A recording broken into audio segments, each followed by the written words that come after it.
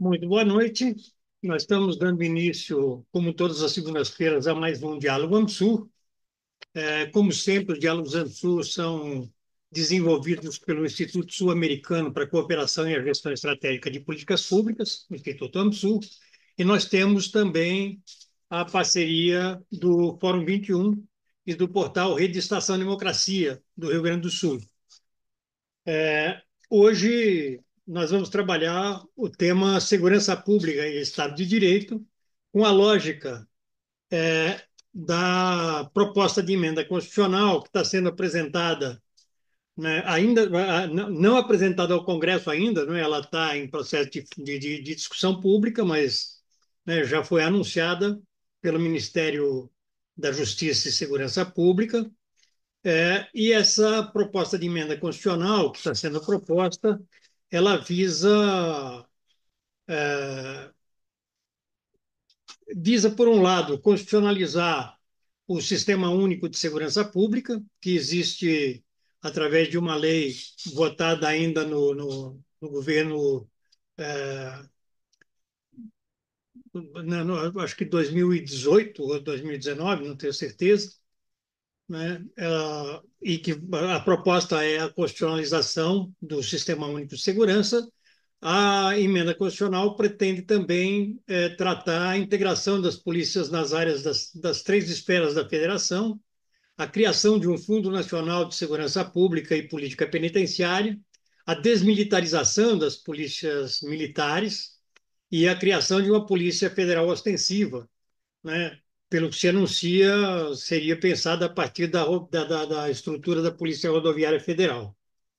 Essa proposta está sendo levada à discussão com governadores, com o parlamento, particularmente Câmara e Senado, também com as instituições ligadas ao tema. Hoje, no Brasil, a violência está no centro do debate político e o crime organizado vem ganhando caráter nacional e internacional, com facções que abrangem dimensões criminais, financeiras e políticas de grande dimensão, envolvendo tráfico de drogas, tráfico de mulheres, lavagem de dinheiro ilegal, o garimpo ilegal e outros, né, com participação de agentes públicos, inclusive penetrando a própria estrutura do Estado. De outra parte, nós também estamos vivenciando uma situação carcerária bastante caótica, com uma população de mais de 850 mil presos em regime de sobrelotação, dos quais mais cerca de 45% são presos provisórios, né? E, portanto, presos sem o devido julgamento e, ademais disso, é uma população carcerária fundamentalmente negra e pobre, né? É, e isto coloca o tema segurança pública como um tema a ser enfrentado, inclusive no debate civilizatório. Nós hoje vamos ter conosco o Benedito Mariano. O Benedito Mariano é sociólogo, é, é atualmente secretário de Segurança de Diadema, foi ouvidor da Polícia do Estado de São Paulo, foi também secretário de Segurança Urbana na capital e também na cidade de São Bernardo de Osasco. E vamos ter os comentários do professor André Zanetti, que é um cientista político com foco nos temas de violência, criminalidade e segurança pública, e está ligado ao núcleo de estudos da violência da USP.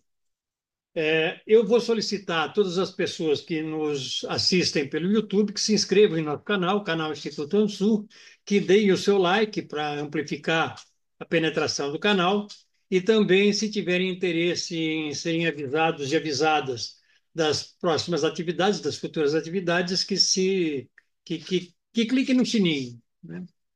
Então, sem demoras mais, eu vou passar imediatamente para o Benedito Mariano.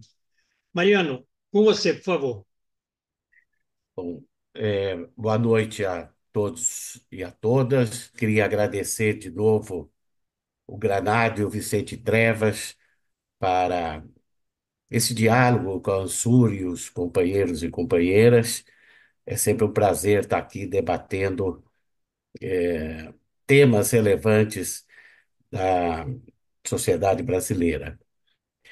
Eu quero iniciar minha conversa aqui com os companheiros e companheiras, antes de entrar especificamente na PEC, de uma avaliação que eu tenho feito e escrevi sobre isso. Vou até no final do ano, ou no começo do ano que vem, lançar um terceiro livro. Esse terceiro livro vai dialogar muito com o nosso tema aqui, né? É, o livro vai se chamar Segurança Pública, o calcanhar de Aquiles da esquerda e do campo democrático. É uma coletânea de cerca de 60 artigos que eu escrevi nos últimos 30 anos, a maioria na Folha, no Estadão, mas também em outros meios de comunicação, e alguns deles em parceria, com alguns companheiros e companheiras. Queria citar especialmente o meu amigo e querido companheiro Tarso Genro, que faz o prefácio do livro, e, e eu cada dia me convenço mais que essa é uma questão que ainda a esquerda e o campo democrático não deu conta de resolver, a questão da segurança pública. Nós temos ainda um sistema de segurança pública muito anacrônico, autoritário, conservador, eh, cujas, cujas estruturas, parte delas, foram criadas e continuam presentes nos períodos autoritários da República, e outras que vêm desde o período do Império, né, e que a transição democrática não deu conta de resolver. Por isso que eu queria fazer o debate aqui, não só falando do nosso governo, mas eu tenho avaliação, Granado e companheiros e companheiras, de que a transição democrática em 40 anos não deu conta de dar uma resposta democrática para a questão da segurança pública, né? Então, isso perpassa vários governos da transição democrática e não só os governos digo, do PT, né? É, Dito isso, eu queria primeiro dizer que eu vejo com bons olhos o ministro Lewandowski encaminhar para o debate, ainda está na esfera do governo federal, com a presidência, na Casa Civil, mas, enfim, trazer para o debate o tema de reformas constitucionais na área de segurança pública. Então, quero dizer que é uma boa iniciativa, né? Eu conheço a PEC do SUSP, do Sistema Único de Segurança Pública, devo confessar aqui aos companheiros e companheiras, muito pelo que saiu na mídia, pelo que saiu na imprensa, né? Então, eu desconheço o texto, né? Mas vou falar aqui do que foi divulgado nas últimas semanas, nos últimos meses, sobre essa futura PEC que vai tramitar no Congresso Nacional. Pelo que a imprensa divulgou, e dizendo que, infelizmente, eu não tive acesso à PEC, ela tem dois viés estratégicos, a PEC. A primeira é ampliar as atribuições da Polícia Federal, na perspectiva de ela cada vez mais, ou reforçar cada vez mais a atribuição de enfrentamento às organizações criminosas, né? Como bem disse o Granado, as organizações criminosas cresceram muito no país, falam de 50 a 70 organizações criminosas espalhadas em todo o território nacional, mas articulada ou centralizada em duas, três grandes organizações, uma delas nascida aqui em São Paulo e a outra no estado do Rio de Janeiro.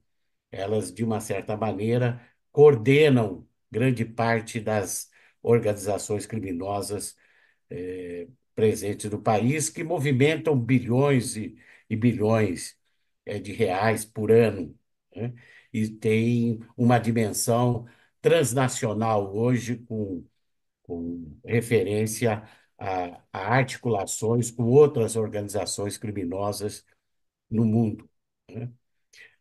De uma certa maneira, cabe já à Polícia Federal a atribuição de enfrentar as organizações criminosas.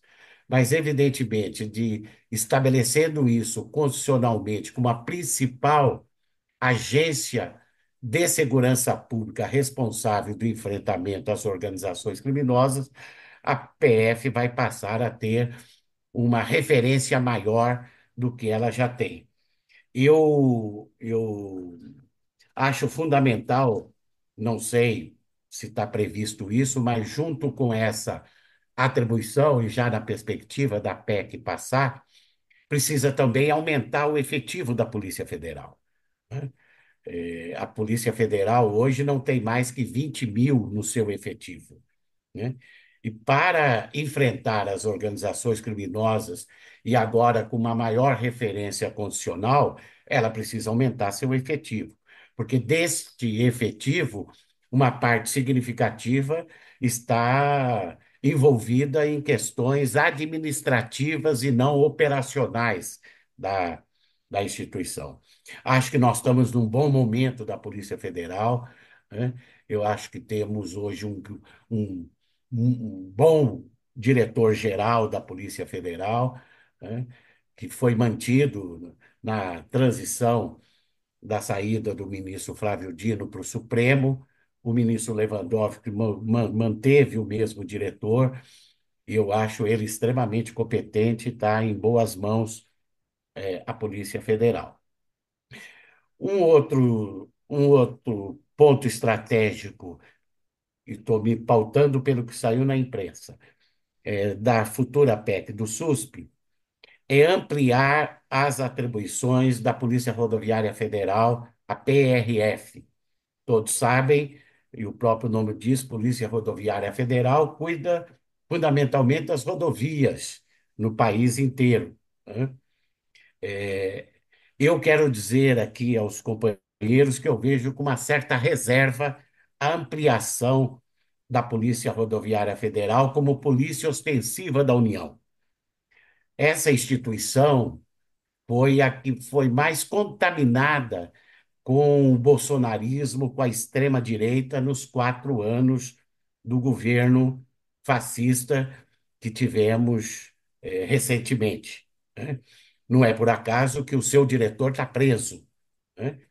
E é de conhecimento de todos os companheiros que tentaram intervir, inclusive, na votação, impedindo eleitores, principalmente do Nordeste do país, de votar para eh, exatamente para ter o efeito de diminuir a votação do atual presidente Lula nessa região em que o presidente Lula sempre teve uma votação muito expressiva, né? Eu digo isso porque, se a PEC for pautada nessas duas questões, eu acho que precisamos debater muito essa ampliação da Polícia Rodoviária Federal, né? Digo isso porque eu já sugeri ao governo federal, né, ao ex-ministro Flávio Dino e também para o atual ministro Lewandowski, que, ao invés de ampliar as prerrogativas, as atribuições da PRF, eu penso que o melhor caminho seria a criação de uma Guarda Nacional de caráter civil para atuar nas fronteiras, né, para atuar na proteção dos povos indígenas, para enfrentar as grilhagens de terras ilegais do país, né? E quando fosse, e quando ocorresse alguma crise de segurança nos estados, também apoiar os estados, né, quando solicitado, né, criando uma Guarda Nacional de caráter civil, né, em substituição, eu penso que ela deveria substituir a Força Nacional, porque a Força Nacional, companheiros e companheiras, ela foi criada no segundo governo Lula e ela tem um problema estrutural que não foi resolvido. Até hoje, a Força Nacional é um programa, ela não é uma instituição estrito sensu de segurança pública, é um programa, né? Portanto, ela sendo um programa, apesar de existir, ela não tem uma estrutura hierárquica adequada, ela não tem corregedoria, ela não tem código de conduta dos policiais que atuam, e ela é basicamente formada 95, ou para não dizer 100%, ela é formada por policiais dos Estados Federados. E aí, vou aqui dar um exemplo, um caso grave, se tiver um caso grave envolvendo a Força Nacional, né? Quem vai apurar o caso grave? É a União? Né? Pode ser que não, porque os policiais são estaduais. Serão os estados federados? Pode ser que não, porque os policiais estaduais estão servindo à União, né? Só para apresentar aqui um dos problemas que traz a Força Nacional não ser uma instituição estrito sensu de segurança pública e ser um programa até hoje, né? O Granado, no começo dessa nossa conversa, disse que um terceiro elemento que eu não, pelo menos não vi citar em nenhuma das matérias relacionadas à futura PEC, de que também iria a PEC prever desmilitarizar a Polícia Militar, né? Eu tenho a intuição de que a PEC não vai trabalhar essa questão.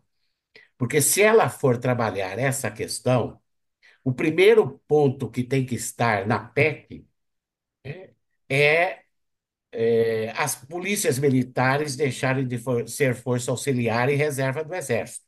Se não estiver explícito na PEC que as PMs deixarão de ser força auxiliar e reserva do Exército, não tem desmilitarização nenhuma, né? E quero dizer que se abrisse um amplo debate, eu tenho muito diálogo com a Federação Nacional dos Oficiais Estaduais Militares, a FENEME, né? Sou amigo do atual presidente. A FENEME, por exemplo, não seria contra essa questão, mas eu não sei se isso foi debatido, né, com essa federação e outras organizações das polícias militares. Tem uma questão, né, que não passa pela PEC, que passaria por uma decisão política relacionado a essa relação umbilical das polícias militares com as Forças Armadas, em especial com o Exército, que é o decreto da época do presidente Figueiredo, conhecido como R-200, né?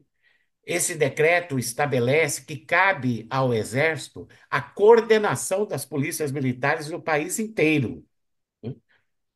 Esse decreto, se não me engano, é de 1983. Ele está vigente até hoje. Em todo o período da transição democrática, não teve um governo para extinguir esse decreto, inclusive os nossos, né? Então, esse decreto estabelece que as PMs têm dois comandos: um dos governadores dos estados, né, e um que não é muito explicitado do Exército através desse decreto R200, que estabelece não só a coordenação, mas que os regulamentos disciplinares das polícias militares devem ser semelhantes ao regulamento disciplinar do Exército, por exemplo, né? É, Portanto, eu não sei se a PEC vai aprofundar essa questão da desmilitarização, é, que não é sinônimo de extinguir as polícias militares, né? As polícias militares vão existir para as próximas décadas, para os próximos, né, por muito tempo, né? A questão de fundo é quebrar essa relação umbilical das polícias militares com as Forças Armadas, que tem outra atribuição, né? Isso acaba indicando que as ações das polícias militares estão sempre sob a lógica do ethos do guerreiro, de enfrentar o inimigo, né? E os dados da violência policial no país indicam quem são, abre aspas, os inimigos internos. São os jovens pobres negros das periferias, né? Em média, 80% das mortes é, em decorrência mortes em decorrência de violência policial, as vítimas são sempre as mesmas, os jovens negros das periferias, né? Portanto, esse debate tem que ser ampliado, primeiro, para ver se efetivamente essa questão vai entrar no debate, e junto com esse vínculo que precisa ser alterado, é preciso ter vontade e decisão política numa política nacional de segurança pública, que eu acho que cabe à União ter, o governo federal ter uma política nacional de segurança pública, induzir, né, os estados a reverter a lógica de policiamento ostensivo, que é mais voltado para o confronto do que um policiamento de proximidade, um policiamento comunitário, né? Policiamento comunitário, policiamento de proximidade, foi criado no século XVIII por um ex-primeiro-ministro inglês do Partido Conservador. Aqui no Brasil, isso ainda é um tabu muito grande, né? Portanto, eu sou crítico dessa ampliação da competência da Polícia Rodoviária Federal. Penso que o caminho de criação da Guarda Nacional de Caráter Civil era um caminho mais estruturante de reformas, né? E existindo uma Guarda Nacional, gradativamente não seria necessário a presença das Forças Armadas nos momentos de crise nos estados com as GLOs, Garantias da Lei e da Ordem, que tem um custo elevado e um resultado muito pequeno, muito pequeno, né? E temos pesquisas que indicam que o uso das GLOs não mudam significativamente nada do ponto de vista da melhoria da segurança pública e do enfrentamento aos grandes desafios da segurança pública. Dito isso, eu queria voltar na questão do SUSP. O SUSP foi criado formalmente no governo Michel Temer, um governo sem legitimidade, porque foi um governo que nasceu a partir de um golpe, né? Se não me engano, é a Lei 13.675/2018, né? E essa lei que está vigente até hoje é uma carta de intenções, né? grande parte dos anunciados dos artigos se relacionam a incentivar, né, indicar, né, e, e não está muito objetivo nessa lei a atribuição da União, do governo federal, de coordenar uma política nacional de segurança pública, né? Essa, para mim, é uma das razões pelas quais o SUSP não saiu do papel, porque o SUSP é uma carta de intenções. Eu diria até uma boa carta de intenções, mas não deixa de ser uma carta de intenções, né? Criada num período de um governo de muita pouca legitimidade, fazendo destaque que nós tivemos, por menos de um ano, 10 meses, o Ministério Extraordinário de Segurança Pública. Eh, Creio que o Raul Jungmann foi um grande ministro, mas o próprio Ministério já nasceu com data eh, determinada para acabar, né? Por isso que era Ministério Extraordinário. Foi tão extraordinário que demorou 10 meses, né? E pautado numa lei que é uma grande carta de intenções. A ideia do SUSP, Granado, me diga aí quando eu passar muito, que eu sou falador, viu? Tá bom. A ideia do SUSP nasceu no Programa de Segurança Pública para o Brasil, da campanha do presidente Lula em 2002. Em 2002. Eu tive o prazer de ser coordenador desse programa, junto com o Luiz Eduardo Soares, o Roberto Aguiar e o Biscaia, né, que foi procurador de Justiça do Rio de Janeiro. Eu fui convidado para fazer o esboço primeiro do programa, e foi nessa condição que eu idealizei o SUSP, o Sistema Único de Segurança Pública, lá em 2002. E a ideia do SUSP é que ele fosse resultado de amplas reformas constitucionais e infraconstitucionais no sistema de segurança pública. Ou seja, sem amplas reformas constitucionais e infraconstitucionais, o SUSP nunca sairia do papel.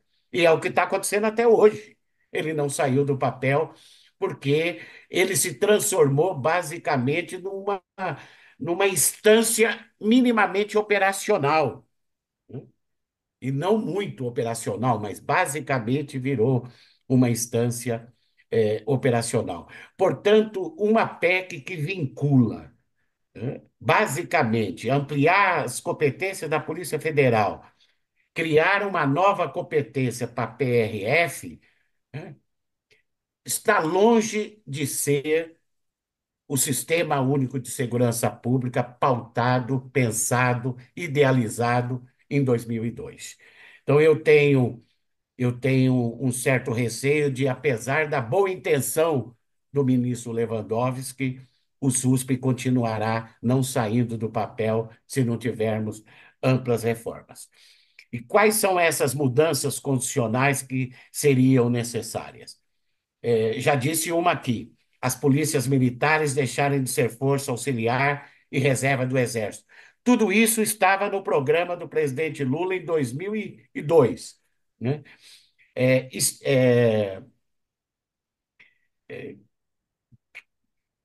mudança do Instituto do Inquérito Policial. O Inquérito Policial do Brasil é de 1871, quando houve uma reforma judiciária do Império. Ele continua o instrumento exatamente igual a 1871, né? O inquérito, na prática, burocratizou a investigação, que é a função principal da Polícia Judiciária Investigativa, né? Então, é preciso reformar o inquérito policial. As PMs deixarem de ser força auxiliar e reserva do Exército, rever o Instituto do Inquérito Policial e criar e criar o princípio do ciclo completo da atividade policial eram as três condições, né, para a criação do SUSP em 2002. Né? O que é o princípio do ciclo completo da atividade policial? O Brasil é um dos poucos países, acho que só tem 5 no mundo inteiro, em que as polícias não realizam o ciclo completo da atividade policial, que é investigar e fazer policiamento ostensivo. O Canadá, por exemplo, tem 50 polícias. Todas elas têm um corpo de investigação e um corpo de fazer policiamento ostensivo.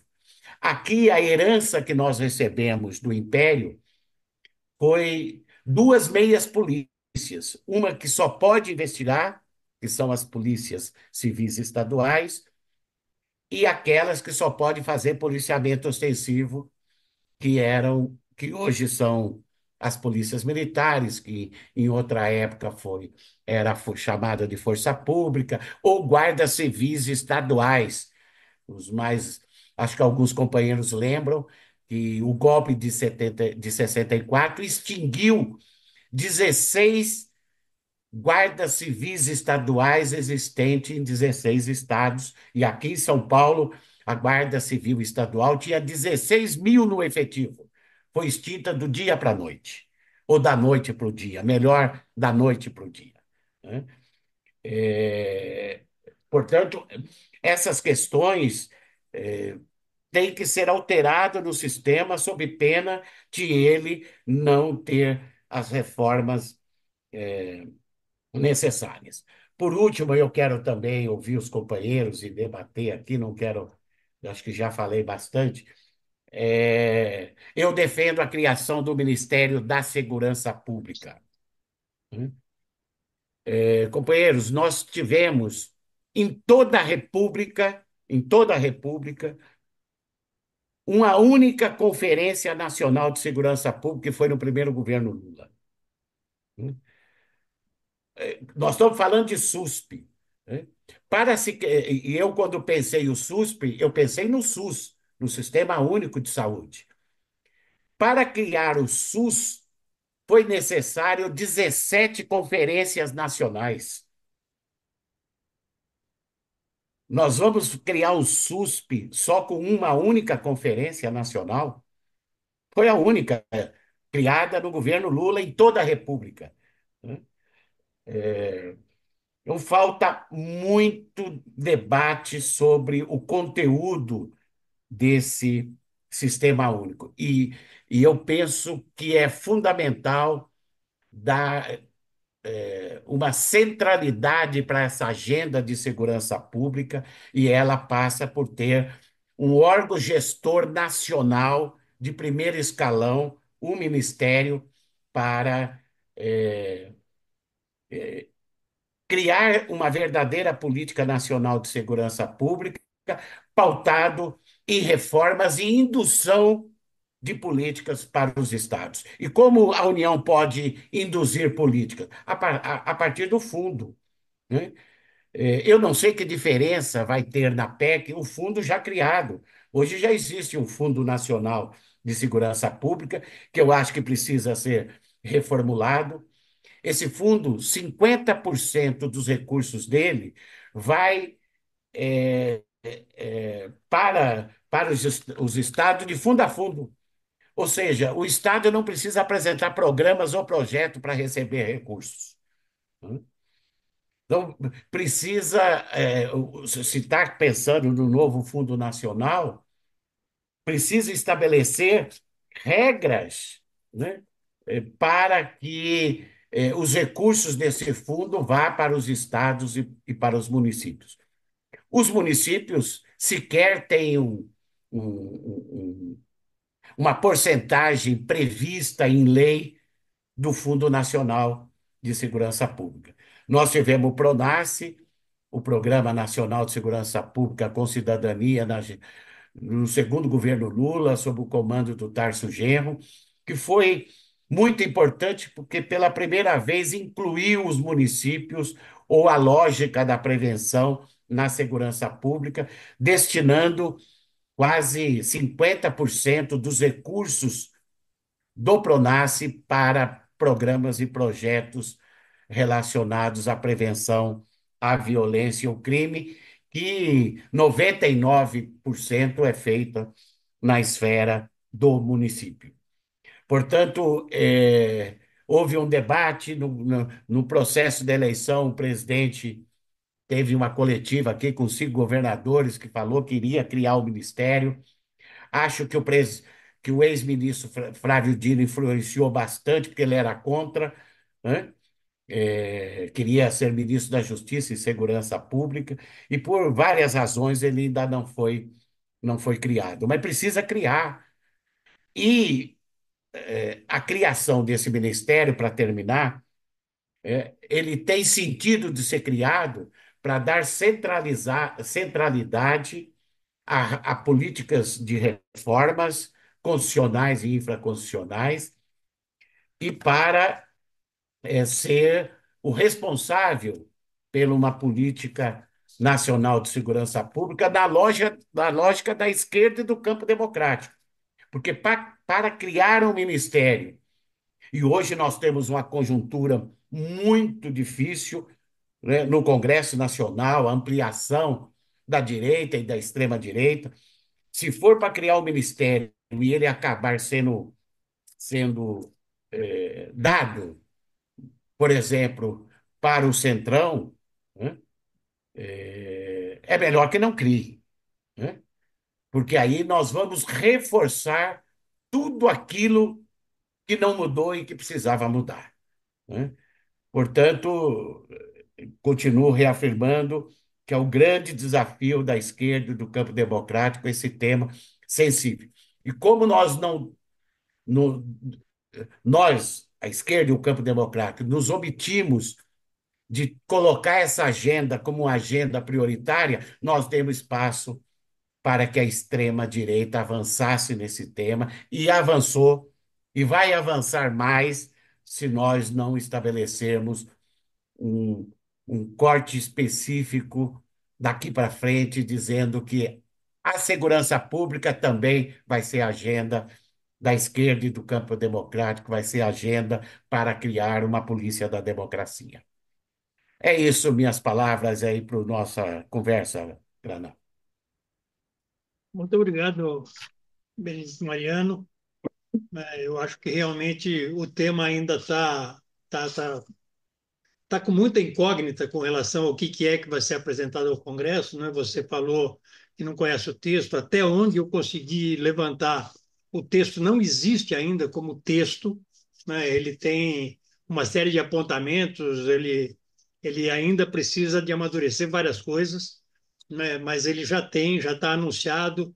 A meu juízo, é uma atitude positiva colocar o tema segurança pública no debate e Sim, propor mudanças profundas na segurança pública, mas ainda há muita incógnita sobre de verdade, o que vem como proposta mais acabada. Eu quero agradecer ao Benedito Mariano e quero passar já para o professor André Zanetti para suas considerações. André, por favor, com você. Boa noite, gente. Queria, em primeiro lugar, saudar o Benedito Mariano, a apresentação que ele fez, assim, acho que é direto ao ponto, né? Na verdade, acho que são os pontos centrais aí do que, né, a gente está falando hoje em termos de desafio na segurança e desafio especificamente no campo da esquerda, né, de como lidar com o tema, e falando objetivamente sobre os pontos, né, sobre as instituições as quais a gente precisa trabalhar, né.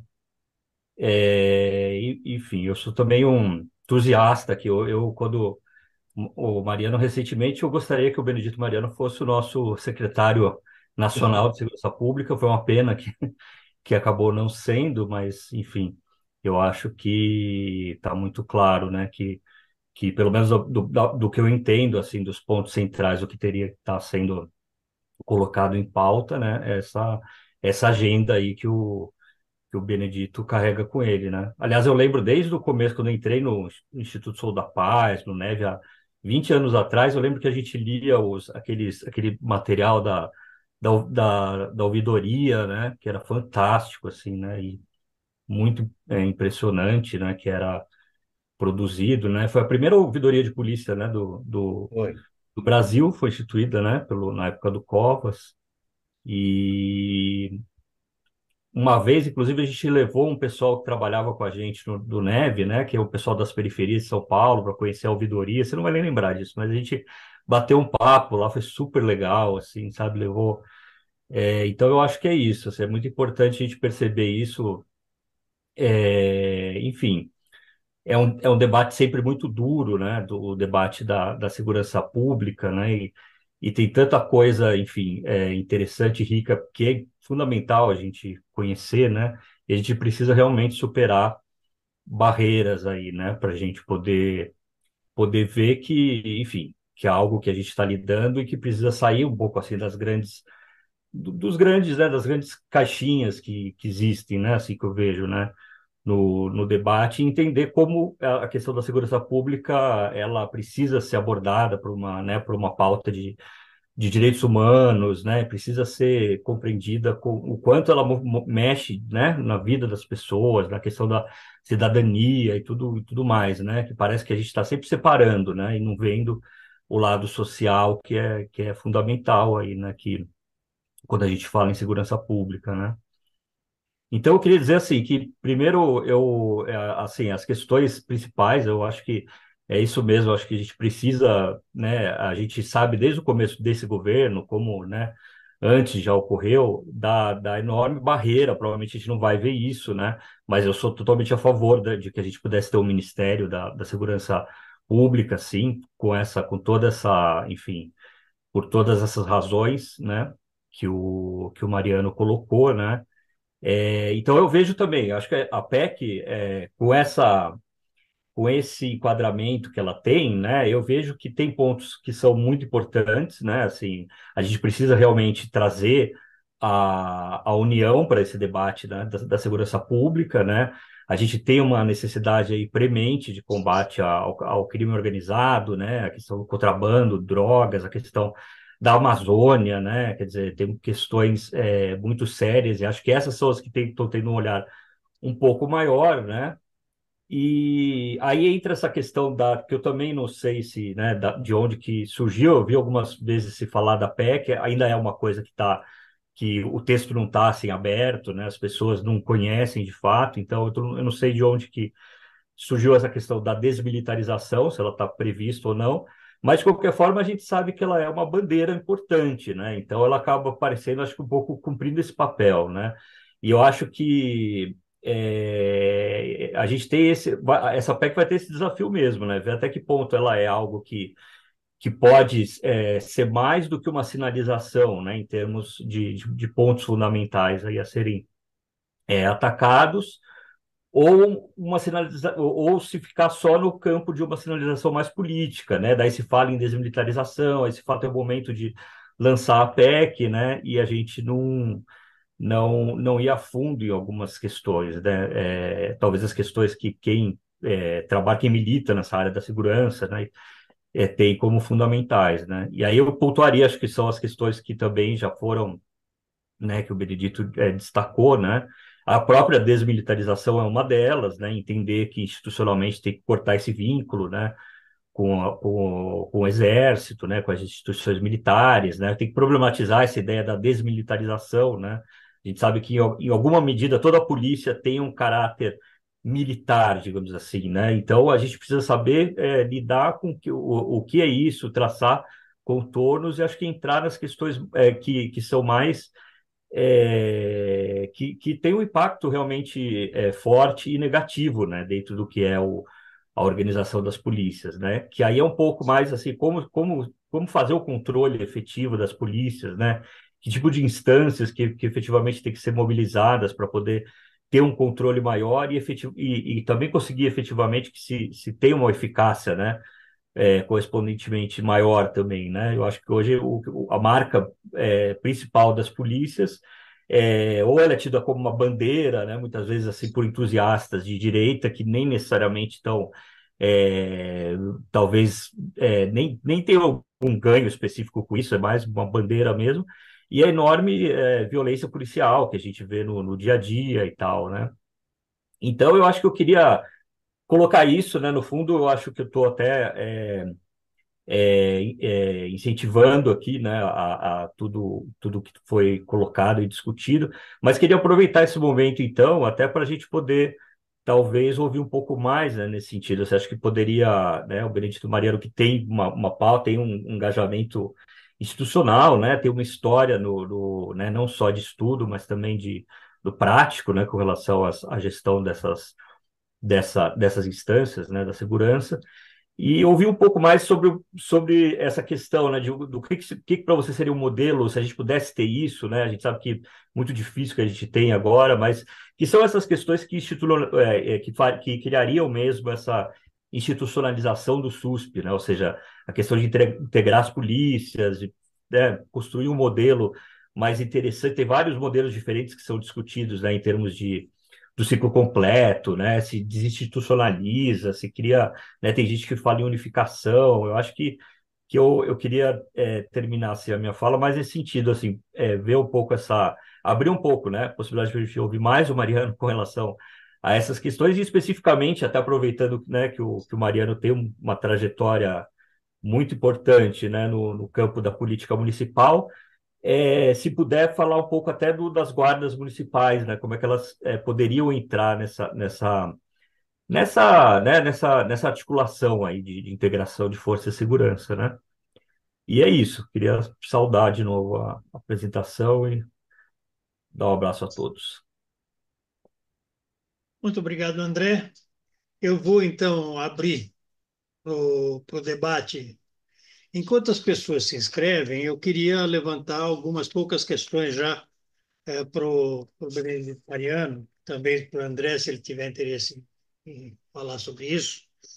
Mas a gente vem discutindo, Mariano, algumas coisas como uma excrescência que se junta à outra, que é o próprio, no tema da segurança, o papel que também jogam as Forças Armadas, né? Porque as Forças Armadas elas são organizadas, isso já praticamente desde o final do Império, elas são organizadas não exatamente para a defesa nacional estrito sensu, para a defesa do país, para ameaças externas, mas fundamentalmente para o controle interno e, portanto, jogando um papel de polícia, né, muito fortemente, é, é, e que isto impacta até mesmo na maneira como se organizam as Forças Armadas, as três armas, particularmente a Força Terrestre, né? Que ela até muito mais voltada à ocupação interna do território, ao controle interno do território, e, portanto, força de segurança interna nacional, né? Quando precisaria de uma mudança profunda. Eu sei que esse não é exatamente o tema que a gente está dialogando aqui hoje, mas eu acho que tem tudo a ver, né, o caráter que assumiram as Forças Armadas. E, a meu juízo, inclusive, a definição das polícias militares como força reserva das Forças Armadas, elas têm muito o mesmo caráter de controle interno e de ocupação interna do território brasileiro, que gostaria que você nós pudesse comentar um pouco sobre isso. A outra questão é, não é que eu gostaria, se fosse possível, que você aprofundasse um pouquinho, que é o tema é, dessa polícia ostensiva nacional, né? Eu concordo com você com relação à necessidade de extinguir a Força Nacional da maneira como ela é organizada hoje e de pensar é, uma polícia ostensiva nacional. Né? Uma polícia ostensiva nacional, conforme a maneira como ela se organiza, ela pode, inclusive, suprir ela o papel que hoje tem sido atribuído às Forças Armadas em muitas das questões, o controle de fronteira, né, a questão indígena, enfim, toda uma série de questões que são questões policiais e que são assumidas ou preferencialmente assumidas pelas Forças Armadas hoje, a meu juízo, de maneira indevida, né? E a última questão que eu gostaria que você comentasse, o André também apontou um pouco isso, é o tema da polícia de proximidade, né? O que significa um pouco entender e também normatizar o papel das guardas civis municipais, né? Que em muitos locais, eu sei que não é o caso de Diadema, não é o caso em que você ajudou a desmontar esse caráter inclusive, mas na regra das prefeituras, na regra dos municípios, é o caso de São Paulo, é o caso daqui, da onde eu vivo, que é Santo André, elas se transformaram em forças auxiliares, por sua vez, da própria polícia militar, né? Até o jeito dos policiais municipais se vestirem é imitando muito a rota, ou coisa que o valha. Então, é, já tem duas pessoas inscritas, eu vou passar. Newton Basílio, com você, por favor. Eu acho que um outro lado da moeda da repressão policial é a repressão judiciária que existe no Brasil.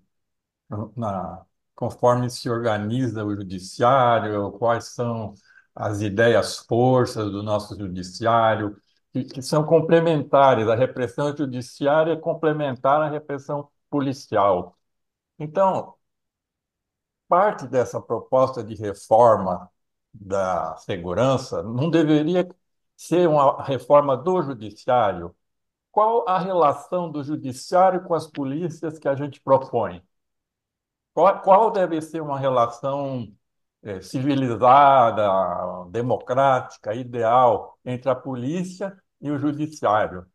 Eu gostaria de ouvir um pouquinho. Eu acho que se tratar uma separado da outra, não dá muito jogo, na minha opinião. Obrigado. Obrigado, Newton. Ricardo Guterman, com você, por favor. Boa noite, obrigado pelas intervenções, Mariano, André. Queria abordar uma primeira questão, que é o seguinte: está se criando e vai muito na linha do que o Mariano falou, está se criando um certo consenso, já não unanimidade, mas um consenso na esquerda, nos setores progressistas, de que é insuficiente a abordagem tradicional que fazemos da questão da segurança sob a ótica preponderante dos direitos humanos. Isso tem uma base real, na medida que o Basel levantou bem isso. As polícias e todo o sistema de segurança, sistema de justiça, está além de exercer as funções que na teoria política se fazem de fixar, de impor as regras do Estado e da convivência, também um papel de controle da população e das camadas mais pobres da população via repressão. Isso é recorrente e é permanente, contínuo e em muitos momentos aparece de uma forma mais explícita, como agora em São Paulo, na Operação Escudo, Operação Verão, tal, que é quando se torna mais evidente esse tipo de coisa. Como é que... então, isso, de uma certa forma, cria uma dificuldade, um paradoxo para a esquerda, que, ao mesmo tempo, enfrentar a questão de que a abordagem via direitos humanos é insuficiente, não responde, digamos, aos roubos de celulares diários que a população sofre, para dar um exemplo mais evidente também, mas, ao mesmo tempo, tem um fundamento, do nosso ponto de vista, por conta de qual que é o papel real do sistema de repressão, de polícia, de segurança. Então, abordar um pouco como é que a gente consegue compatibilizar essas questões que são reais. Uma segunda questão que eu levantar, que também o Mariano já levantou como preocupação, é se neste momento, onde você tem um protagonismo na questão da segurança muito mais acentuado da direita e da extrema-direita, é só ver o número de candidaturas para os principalmente para o legislativo, de pessoas que são que são funcionalmente do campo policial, das Forças Armadas, e cuja pauta central é essa, se neste momento, taticamente, é o momento de promover grandes modificações, ou seja, se não existe um risco muito grande de tudo isso se voltar contra a gente. Por exemplo, PEC. PEC, nem ao menos tem a possibilidade de veto presidencial. E no Congresso, obviamente, qualquer matéria dessas, para a própria composição das comissões que tratam do tema, vai cair muito na mão da extrema-direita. Na verdade, é isso. Então, como além digamos, da correta ou não corretamente, não é essa a discussão aqui, da política de uma certa conciliação que o governo Lula promove, por ser obrigado a isso ou não, também não vem ao caso, com as Forças Armadas. Isso também é evidente, né? Por exemplo, a manutenção da SGI. Então, me parece que a questão da desmilitarização, no sentido de que as Forças Armadas deixaram de ter o controle das forças militares, me parece que neste momento, eu gostaria muito que fosse verdade, mas me parece fantasioso, simplesmente. Não vejo como, nesta correlação de forças e na relação que existe do governo com as Forças Armadas, se é possível isso. Então, eu queria pedir para vocês aprofundarem um pouco mais essas questões. Obrigado, Ricardo. Então, Benedito Mariano, com você, por favor. Bom, primeiro eu queria dizer que, como eu disse, eu não gravo o nome, mas guardo fisionomia, já conhecia o professor André, eh, de atividades, lembro de quando ele esteve na ouvidoria, e é muito bom tê-lo aqui nesse debate. Eu queria, na fala dele, trazer aqui para o debate uma outra preocupação que também está no Congresso Nacional e é outra PEC, que é a PEC das guardas municipais, né? Eu, pessoalmente, não sou favorável às guardas civis municipais serem formalizadas como polícia municipal. Eu não sou contra, sou a favorável, né? A questão é que o que nós vamos regulamentar, né? Quer dizer, como disse o Granado, né?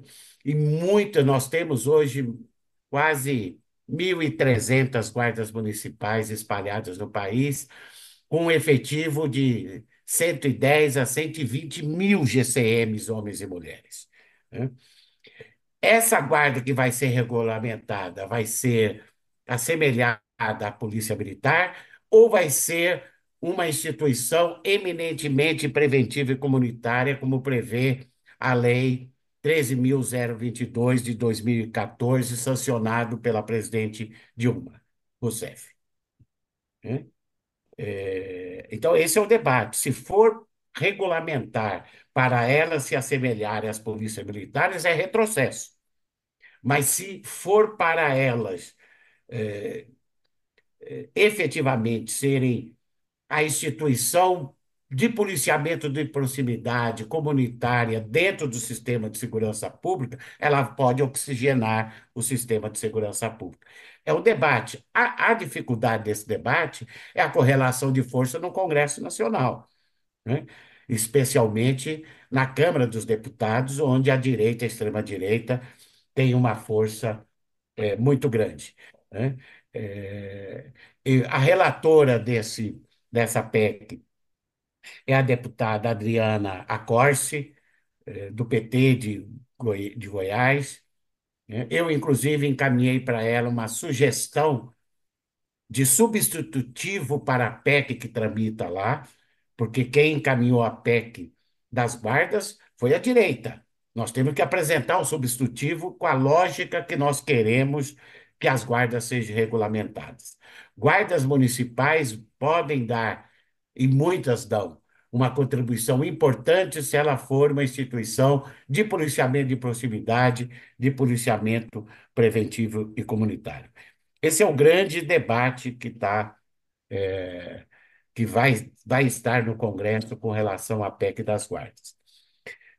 Sobre a questão da desmilitarização, e fazendo um diálogo disso com o que fez o Ricardo, ao mesmo tempo que a questão dos direitos humanos é uma questão conflitante para setores da segurança pública, a palavra desmilitarização é conflitante para as instituições polícias militares. Que a esquerda levou isso durante muito tempo e confundia desmilitarizar com acabar com as PMs, extinguir as PMs, né? Desmilitarizar é mudar as PMs deixarem de força auxiliar do Exército e mudar os regulamentos disciplinares das polícias militares. Esses dois pontos, eles são essenciais para essa questão. E as PMs vão continuar existindo, né? Então, é fundamental a gente não gravar muito essa questão da desmilitarização enquanto palavra-chave, porque ela distancia do diálogo com as polícias militares. Como eu te disse, a Federação Nacional de Oficiais das Polícias Militares, pelo menos a sua direção, não é contra, né? Por exemplo, as PMs deixarem de ser forças auxiliares do Exército. Dito isso, vou dialogar aqui com o que falou o Granado, o Newton e o Ricardo, né? Esse debate de segurança pública e Forças Armadas, primeiro, ele se dá pela influência e o controle que as Forças Armadas ainda têm internamente, pode não ser muito visível, mas tem, sobre as polícias militares a partir desse decreto que não foi extinto do presidente Figueiredo. E o outro é o caráter que não existe mais setores das Forças Armadas, eu acho que acreditam que exista, e a direita e a extrema-direita aproveitou muito isso no período Bolsonaro, de que cabe às Forças Armadas ser poder moderador do Brasil, do país. E não é poder moderador. E a Constituição não estabelece essa referência de poder moderador. Então, esse debate de poder moderador das Forças Armadas tem que ser ampliada, né? Não só no Congresso Nacional, mas nos governos, porque há uma confusão trazendo ainda para o período do Império essa história de poder moderador que não existe constitucionalmente. As Forças Armadas podem ter um papel importante na integração de enfrentamento às situações do crime organizado nas fronteiras, né?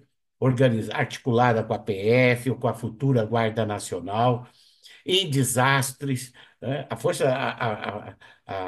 Força Nacional, as Forças Armadas têm um papel estratégico de integração sem efetivamente estar vinculada ao setor de segurança pública, porque toda vez que ela esteve vinculada através da GLOs, e os nossos governos fizeram muito GLOs, o resultado foi pífio do ponto de vista de mudança na segurança pública. Então, eu não sou favorável à presença das Forças Armadas, estrito senso, na segurança pública, né? É, e por isso que eu digo que o governo devia ampliar para criar efetivamente uma mudança constitucional para criar uma polícia ostensiva de caráter civil nacional, que seria uma Guarda Nacional ou Força Nacional Pública, né? Porque há resistência sobre falar Guarda Nacional para as Forças Armadas, que eu não sei se todos os companheiros sabem, até o século XIX, a Guarda Nacional era maior que o Exército, né? Por exemplo, na Guerra do Paraguai, a antiga Guarda Nacional tinha mais efetivo que as Forças Armadas, por exemplo. E ela foi extinta, primeiro virou instância de segundo nível no Exército e depois acabou sendo extinta por completo, né? Mas é preciso criar efetivamente uma guarda, uma força nacional, uma guarda nacional, uma polícia nacional ostensiva da União, que não é, no meu entendimento, a PRF, né, e nem a Força Nacional, pelas questões que eu já disse, que ela é um programa, ela não tem estrutura, organizacional, operacional para ser essa polícia da União, né? É, policiamento de proximidade, nós temos que avançar nesse debate, né? Primeiro, porque vincula o policiamento de proximidade com uma questão de ser menos ostensivo, né? A ostensividade, ela se apresenta quando se usa uniforme ou farda, né? Então, sempre vai ter uma polícia ostensiva, vai ser caracterizado pelo seu uniforme. É a natureza do policiamento ostensivo que nós temos que aprofundar. Se ele é eminentemente repressivo ou se ele pode, além de fazer repressão, também ser um policiamento de proximidade. Nas ações cotidianas, é muito melhor um policiamento de proximidade do que um policiamento ostensivo, re- ostensivo repressivo, que traz embutido um preconceito histórico contra pobres e negros. Ou seja, eu estou dizendo que a cultura do capitão do mato ainda está presente nas instituições no século XXI, né? É isso que nós temos que alterar, né? Não podemos ver o pobre negro da periferia como suspeito e potencial de ser criminoso, porque aí você já atua é, com uma ação dirigida de preconceito a esse setor, que é a maioria na sociedade brasileira. O Newton falou da relação com o Poder Judiciário. É evidente que, mudando a segurança pública, temos que também pensar no Poder Judiciário e, especialmente, no Ministério Público, porque cabe ao Ministério Público, constitucionalmente, o controle externo da atividade policial. E nós sabemos que no Brasil todo o Ministério Público faz pouco controle externo da atividade policial, né? A não ser naqueles casos que dá muita mídia, aí delega um promotor para acompanhar o caso. E não há necessidade de delegar, é da função constitucional do Ministério Público fazer controle externo da atividade policial, né? Portanto, essa operação escudo, que eu caracterizo como Operação Vingança, na Baixada, a partir da morte de 3 policiais, que nós repudiamos, né? Isso, e nos solidarizamos com as famílias dos policiais. Agora, não pode, a partir desse episódio da morte de 3 policiais em serviço, ter uma operação vingança em que mais de 84 pessoas, 84, 90 pessoas foram mortas eh, sem, sem que se tenha muito clareza da maneira pela qual se deu as mortes, né? Porque a maioria dos policiais não usavam câmeras corporais, e o Estado de São Paulo foi o que mais comprou esse equipamento, 11 mil, e dos 600 que desceram lá, a grande maioria não usavam câmeras corporais. Então, há indícios objetivos de que houve excesso, né? Nós não podemos, sob a justificativa de enfrentar o crime organizado, ter ações violentas nas periferias contra os de sempre, porque isso acaba alimentando, no meu entendimento, as próprias organizações criminosas. Agora,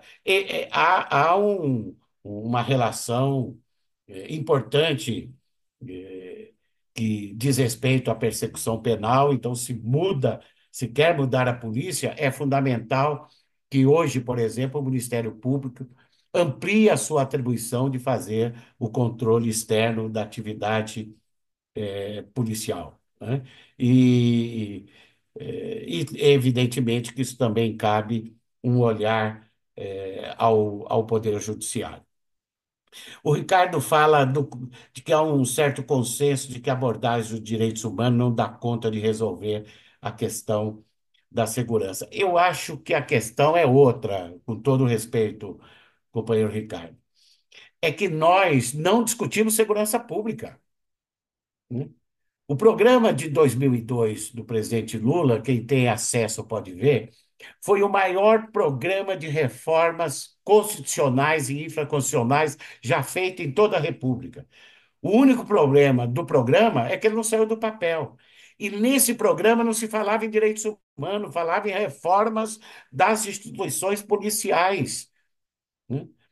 Eu acho que o maior problema da transição democrática, da esquerda e do campo democrático, é de não dialogar com os policiais, com as instituições policiais, né?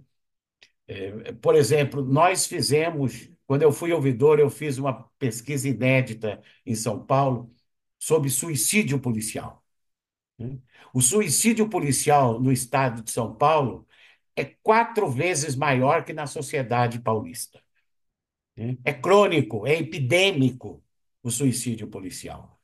Portanto, o governo federal, quando fala de um Fundo Nacional de Segurança Pública, tem que estabelecer como contrapartida, por exemplo, que todos os estados federados e o Distrito Federal criem programas de saúde mental nas polícias militares para diminuir o suicídio policial, nas polícias militares e nas polícias civis, porque o suicídio policial ele é igual em alguns, em alguns estados, até maior na polícia civil do que na polícia militar. Porque aqui em São Paulo, a PM pelo menos tem um programa de saúde mental que atinge em torno de 30% do efetivo. A Polícia Civil, em 150 anos, em São Paulo, nunca criou um programa de saúde mental, né? Então, esse é um tema que a gente dialoga com a polícia, demonstra preocupação com a saúde dos policiais. Então, da mesma forma que há um certo preconceito quando confunde desmilitarização com extinção da PM, que são coisas totalmente diferentes, né? Se confunde também que, olha, a esquerda e o campo democrático fala muito em direitos humanos. Quero dizer aqui, mas sem medo de errar, companheiros, a linha dura na segurança pública é sinônimo de ser manso com o crime organizado, manso com as organizações criminosas e ser duro contra pobres e negros. Se isso é falar direitos humanos, eu vou continuar falando, né? Porque esse papo de linha dura, né, é para fazer ações como essa na Baixada, sob justificativa de, de enfrentar as organizações criminosas, e o crime aumentou na Baixada Santista. Tem pesquisas que mostram que o crime aumentou. A única pessoa que foi morta de organização criminosa, efetivamente é, conhecida como membro importante de organização criminosa na Baixada, foi, foi morta por conflito com outra organização criminosa. A imprensa divulgou isso. Não foi morta pela a Operação Escudo. Então, a Operação Escudo, ela serve, e a gente tem que repudiar isso, né, com uma cortina de fumaça de que está enfrentando o crime organizado. A direita e a extrema-direita não têm projeto para enfrentar o crime organizado, né? E se hoje cresceu muito o crime organizado e as organizações criminosas, foi por essa política histórica da direita e da extrema-direita, e diria pela nossa omissão de não enfrentar esse debate da segurança pública, não dizer que essa é uma pauta e apresentar para a sociedade, né? A sociedade não conhece o programa de reforma feito em 2002, né? Nós deveríamos mostrar esse. E lá nós tínhamos uma conjuntura em 2002 infinitamente melhor do que a conjuntura hoje é, adversa que nós temos, por exemplo, no Congresso Nacional. Então, nós temos que enfrentar a narrativa, né? Para isso, nós temos que apresentar propostas e dizer: nós temos mais propostas do que a direita e a extrema-direita para resolver esse problema estrutural que fere cotidianamente toda a sociedade brasileira, que é a insegurança, né? É, por exemplo, nós vamos, no programa, você falou de roubo e furto de celular.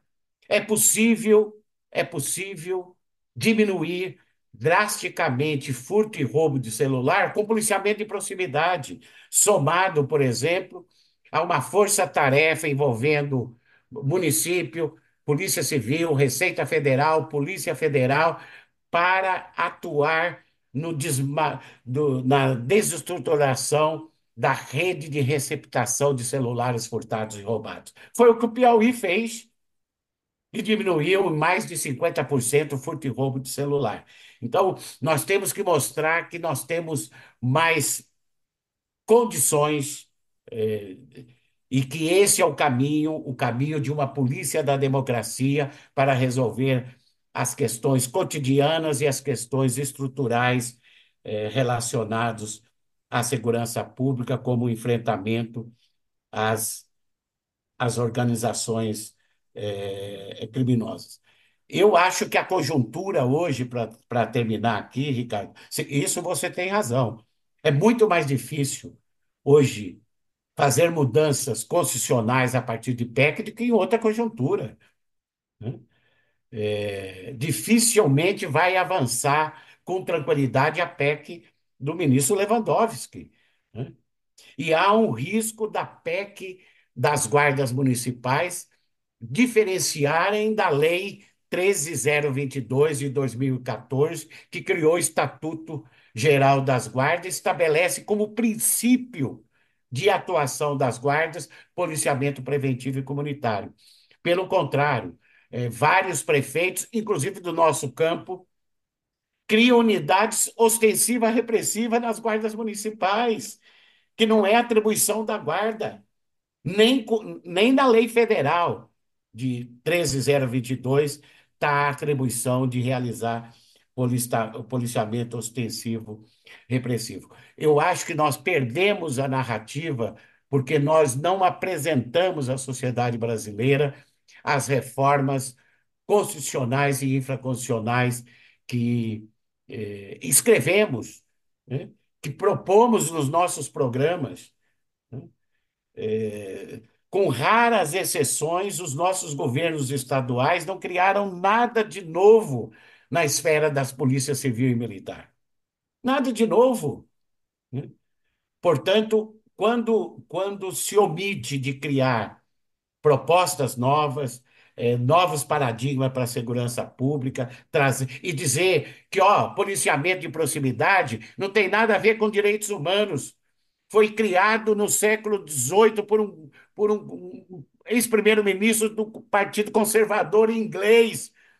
Vocês precisam, pelo menos, ler a história, né? E enfrentar esse debate. O problema é que nós não enfrentamos o debate e aceita que esse tipo de policiamento é coisa de sociólogo, é coisa de direitos humanos, né? Nós temos que dizer que os policiais enquanto profissionais da segurança pública, serão infinitamente mais valorizados numa política de segurança pública da democracia do que desse sistema, né, que coloca a maioria absoluta dos policiais como massa, né, sem identidade, né? Então, esse é o caminho, né? E acho, companheiros, que nós estamos atrasados nesse caminho, né? E o pior é que nós vamos enfrentar esse debate, não só agora, mas em 2026, tendo uma conjuntura diversa, onde a maioria do Congresso Nacional está muito mais para a direita e para a extrema-direita do que para a esquerda e para o campo democrático. Mas é nessa situação adversa que nós temos que ressurgir como das cinzas e dizer, olha, vamos apresentar para a sociedade brasileira um projeto novo de segurança pública, vamos criar o Ministério da Segurança Pública e quem vai estar à frente do ministério é alguém da esquerda e do campo democrático, né? Esse é um tipo de ministério que não pode ser colocado na chamada, abre aspas, governabilidade, porque aí nós vamos dar mais força para esse sistema que não muda há tanto tempo e que vai reforçar esse discurso demagógico. O Bolsonaro, em 4 anos, além de liberar discriminadamente armas, vulgarizar os chamados CACs, colecionadores, atiradores esportivos, não criou efetivamente nada de novo na segurança pública. Nada. E nós temos que dizer isso. É um discurso vazio. Ontem eu fiz um debate com o professor Pedro Serrano e ele tem razão. O fascismo tem como estratégia simplificar as questões complexas, né?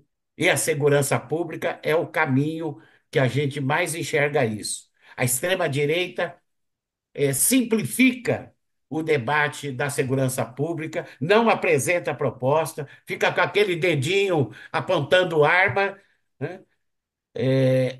Fazendo um projeto para anistiar policiais envolvidos em homicídio e mortes em decorrência de intervenção policial, mas não apresenta para a sociedade nada. E essa narrativa nós estamos perdendo. Mas eu, como sou esperançoso, acho que ainda nós temos muito que caminhar e podemos mudar esse cenário, mesmo ele sendo adverso conjunturalmente hoje. Muito obrigado, Benedito Mariano. Eu pergunto se o André tem interesse em fazer algum comentário. André, Eu queria só pontuar essa questão, né? Eu acho que a gente vive nessa égide da linha dura, né? Da segurança pública, do jeito de se pensar a segurança como se fosse também a única forma que a gente conhece mesmo, né? Acho que falta o repertório, falta a gente conseguir comunicar e vender essa ideia, né? De uma outra forma mesmo, né? E tem coisas, enfim, são tantas, isso envolve tantos aspectos, né? Diferentes. Por exemplo, essa questão dos policiais e da saúde mental, né? É muito difícil, né? O policial ele sofre muito, inclusive para se tratar, para ele poder procurar um profissional, porque a cultura policial vai tirar a chacota dele, vai fazer, né, gozação, que foi procurar o psiquiatra. Isso é uma coisa que acontece mesmo, uma coisa impressionante, né? E eu lembrei, assim, só disso, na verdade, queria até falar de uma questão que está ligada à questão das guardas, né? Porque até um tempo atrás a gente fez um levantamento, né? Você tem lá o, a, a classificação brasileira de ocupações, né? Dos tipos de ocupação que existe, né? Que é uma pesquisa ampla que fala aqui quais são as atribuições, essas atividades que são feitas, né? Na prática, em cada tipo de atividade, né? E a Guarda Municipal no Brasil, ela está relacionada a dezenas e dezenas de atividades, né? Lembro até que tinha um município pequeno de São Paulo em que a guarda fazia investigação policial porque não tinha polícia civil, na outra era o oposto, às vezes, quer dizer, é algo que é muito problemático, né? A gente precisa regulamentar por conta enfim, conseguir criar uma instituição que tenha uma cara, que funcione, né? Eu acredito muito nesse potencial preventivo das guardas, eu acho que tem muitas coisas aí no campo, no ponto de vista a guarda ser mais sensível a determinados aspectos de cada localidade que são favoráveis à ocorrência de violência, né, de insegurança, de estar mais próximo do cidadão, de poder cumprir determinadas posturas municipais também, que está ligado à questão da organização urbana, da desordem urbana, enfim, que também é um elemento, né, importante. Né? Pode ter que se pensar direito daí essa articulação, né? Como é que você tem uma estrutura como essa e como é que ela se liga com as outras, né? A mais próxima dela, que é a polícia militar, né? E aí eu lembrei desse aspecto, né? Que você já volta um pouco aí, porque as guardas municipais, né? Eu tive um pouco essa experiência de ver, assim, né? De perto também o funcionamento, e elas se espelham muito nas polícias militares, né? O guarda municipal, ele quer ser o policial militar, né? Então é difícil, assim, realmente a gente precisa, para a gente conseguir vender, né? Formas, conseguir atrair as pessoas para modelos mais, enfim, que possam respeitar melhor o perfil de cada instituição, possa entrar em brechas que a gente não entra hoje ainda, né? E que conectam melhor essas estruturas. A gente precisa, assim, trabalhar muito essa questão, né? E essa questão envolve tudo isso que a gente está falando, a questão da militarização, né? Da militarização também e dessa própria concepção da segurança. Claro que ela tem que ser, uma força, a força de segurança tem que se trabalhar para poder, né, saber usar a força, saber os diferentes níveis de uso da força, né? Mas a mentalidade linha dura, ela leva essa perspectiva para um extremo que é totalmente improdutivo, né? Então, realmente é algo que a gente tem que trabalhar. E eu acho que isso influencia muito. Eu acho que toda essa narrativa, né? Essa forma de se pensar, assim, a gente não conseguiu, dentro do um desafio muito grande que a gente tem, é conseguir fazer esse exercício de pensar nossos novos modelos, né? Conseguir sair dessa mesmice, né? Do endurecimento, né? E desse discurso ser o único possível, né? No campo progressista, né? No nosso campo do desenvolvimento desse pensamento dentro da esquerda, né? Acho que esse é o grande desafio que a gente tem mesmo. Muito obrigado, André. Bom, eu quero agradecer muitíssimo, muitíssimo mesmo ao Benedito Mariano, quero agradecer ao André. Eu acho que o Mariano aponta, né, ele coloca fundo, forte, o tema segurança pública como um tema obrigatório, né, da disputa política como um todo, da disputa da cidadania. Então, eu queria deixar o agradecimento e já queria passar para o Vicente Trevas, presidente do Instituto AMSUR, para fazer a fala de encerramento. Vicente, com você, por favor. Obrigado, Granado. Inicialmente, reforçar o agradecimento que o Granado fez ao meu querido amigo Benedito Mariano e ao André. Né? Muito grato, porque eu reputo, Granado, que hoje fizemos uma sessão muito, muito densa, muito de reflexão estratégica aí, né? Então, muito grato por ter possibilitado isso a nós, Benedito e o André, né? Também queria dizer que nós estamos no momento, numa conjuntura onde essa agenda vai se reapresentar, né? No curtíssimo prazo agora, numa eleições municipais que já se inicia, né? E como falou Mariano, no embate de 2026, né? Então, nesse sentido, eu acho que esses debates, e nós queremos que eles possam ser disseminados, né? Ajude a criar uma massa crítica no campo das forças democráticas e de esquerda sobre a agenda da segurança pública, né? E a partir da criação desses consensos básicos, possamos interagir, né? Tanto junto às forças políticas quanto aos governos, que, no caso das cidades, irão se renovar agora em outubro, né? E também incidir ainda no segundo termo do mandato do presidente Lula, né? Então, eu acho que o que aqui ouvimos, né, os enunciados aqui apresentados, as teses aqui apresentadas, são muito importantes para que possamos tentar incidir, né, naqueles que possam tomar decisões, né? Acho também que a gente deveria aproveitar esse início dos governos municipais a partir de janeiro para incidir, né, sobre esses atores, sobre esses gestores públicos, esses governantes locais, né, e certamente aí temos de interagir com as associações dos municípios, com o próprio governo federal, no sentido de trazer essas abordagens aqui apresentadas, né? Então, por isso tudo, muito grato, mestre Mariano, né? Muito grato o André, né?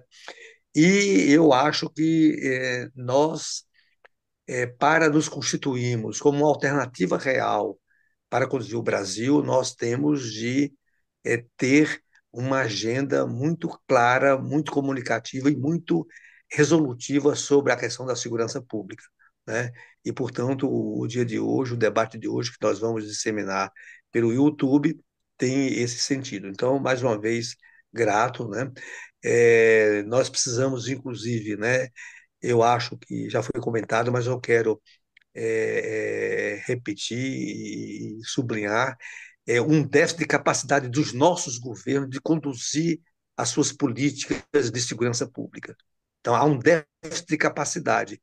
E, na medida que esse déficit é existente, o governo fica, os governos ficam muito vulneráveis e cedem à pressão do pensamento dominante, né, nessa questão, né? E, Exatamente. portanto, também eu acho que constituir e fortalecer a capacidade do governante e o seu governo de dirigir a política de segurança pública também é uma das tarefas muito importantes e queremos compartilhar com o Mariano e com o André essa possibilidade e, portanto, muito grato a todos vocês. Eu acho que hoje estamos dando a nossa contribuição para criar essa necessária massa crítica e esse horizonte de possibilidades.